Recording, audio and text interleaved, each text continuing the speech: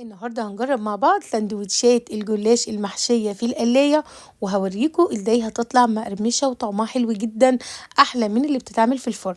انا طبعا اختصار الوقت انا حشيت الجلاش لفيته كده، وبدأت ان انا احطه في القلاية، وهنحط بقى عليه المادة السائلة بتاعته. طبعا كوب من اللبن، عليها بيضة، رشة من الفلفل الاسود، ومعلقة صغيرة جدا من الملح.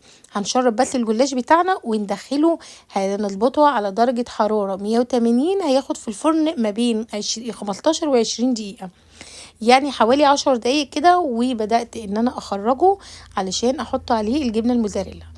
طبعا هو بدأ ان هو يدوبك ان هو ياخد اللون الاصفر زي ما انتم شايفين او الذهبي، ونبدأ بقى نحط عليه رشة من الجبنة الموزاريلا. لو مش حابة ان انت تحطي عليه جبنة موزاريلا فمفيش اي مشكلة.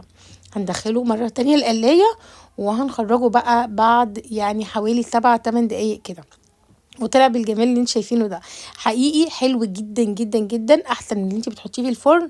منتفخ ومقرمش جدا، من جوه طري، وطعمه تحفه بجد. فحقيقي القلايه طلعت لي الجلاش وبمنتهى الجمال، لونه ذهبي زي ما انتوا شايفين ومنتفخ. واتمنى بقى ان شاء الله ان انتوا تجربوا الفكره بتاعتنا، وتجيبوا كمان القلايه، هتوفر عليكم وقت كتير جدا ومجهود كمان.